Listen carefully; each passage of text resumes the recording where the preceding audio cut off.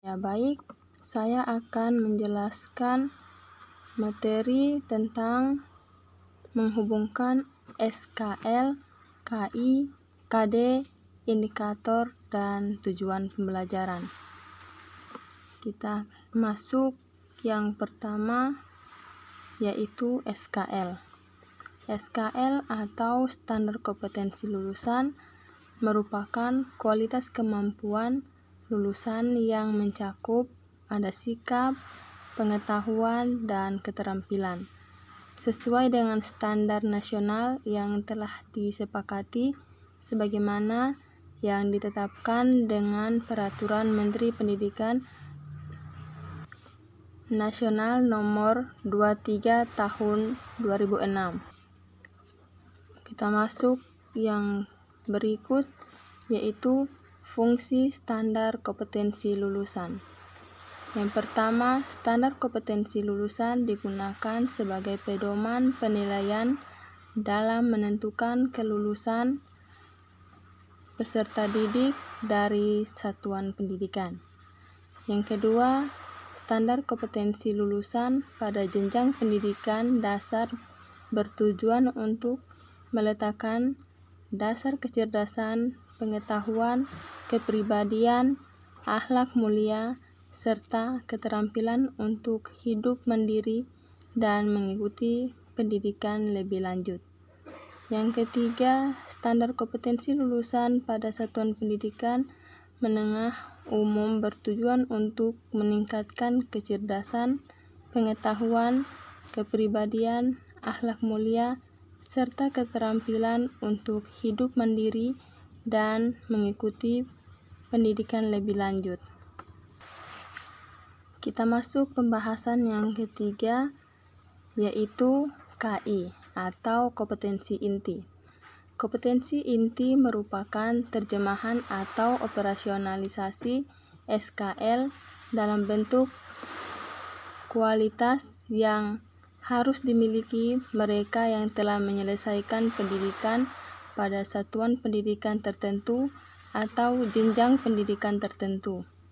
Gambaran mengenai kompetensi utama yang dikelompokkan ke dalam aspek sikap, pengetahuan, dan keterampilan yang harus dipelajari peserta didik untuk suatu jenjang sekolah, kelas, dan mata pelajaran. Kompetensi inti juga dirancang dalam 3 kelompok yang saling terkait, yaitu yang pertama, sikap sosial, yang kedua, pengetahuan, dan yang ketiga, penerapan pengetahuan. Kita masuk yang berikut, yaitu KD atau kompetensi dasar. Pengertian dari kompetensi dasar yaitu sejumlah kemampuan yang harus dikuasai peserta didik dalam mata pelajaran tertentu sebagai rujukan penyusunan indikator kompetensi dalam suatu pelajaran. Berikut kita masuk indikator. Indikator merupakan penanda pencapaian KD yang ditandai oleh perubahan perilaku yang dapat diukur yang mencakup ada sikap, pengetahuan, dan keterampilan.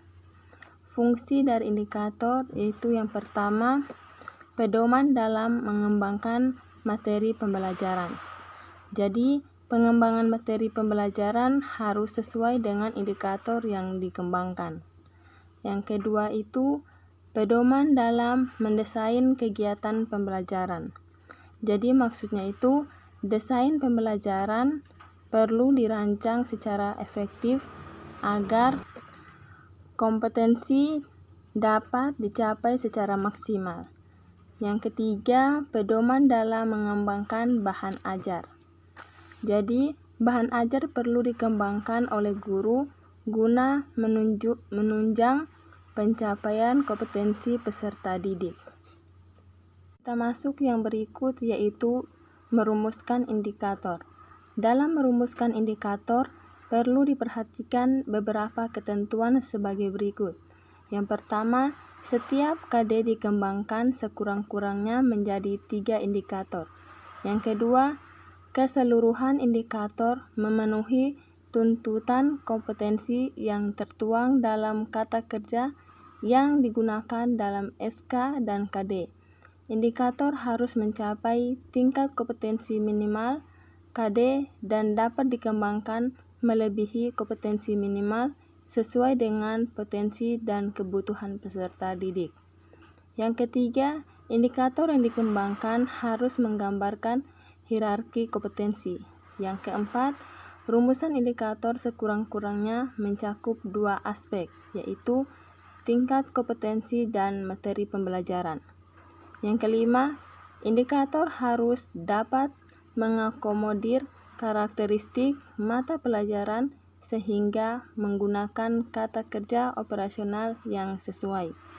Yang keenam, rumusan indikator dapat dikembangkan menjadi beberapa indikator penilaian yang mencakup ranah kognitif, efektif, dan psikomotor.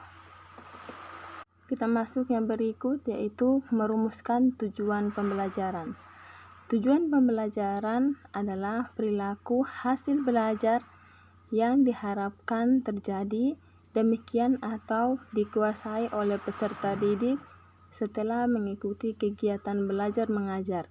Dengan kata lain, tujuan pembelajaran merupakan arah yang hendak dituju dari rangkaian aktivitas pembelajaran. Berikut terdapat 4 unsur pokok dalam perumusan tujuan pembelajaran. Di antaranya yaitu pertama, audiens. Jadi maksud dari audiens dalam konteks pembelajaran itu adalah seorang siswa. Audiens itu sendiri merupakan subjek sekaligus objek dalam pembelajaran. Yang kedua itu behavior. Behavior yaitu adalah tingkah laku atau aktivitas suatu proses. Kalau dalam konteks pembelajaran, behavior itu sendiri merupakan aktivitas siswa dalam proses pembelajaran. Yang berikut itu condition. Condition atau kondisi adalah suatu keadaan dalam konteks pembelajaran. Condition itu merupakan keadaan siswa sebelum dan sesudah melakukan aktivitas pembelajaran. Yang terakhir, degree. Degree atau biasa diartikan sebagai suatu perbandingan. Kalau dalam konteks pembelajaran itu biasanya membandingkan kondisi siswa sebelum dan sesudah belajar. Demikian, mungkin itu saja yang bisa saya sampaikan materinya.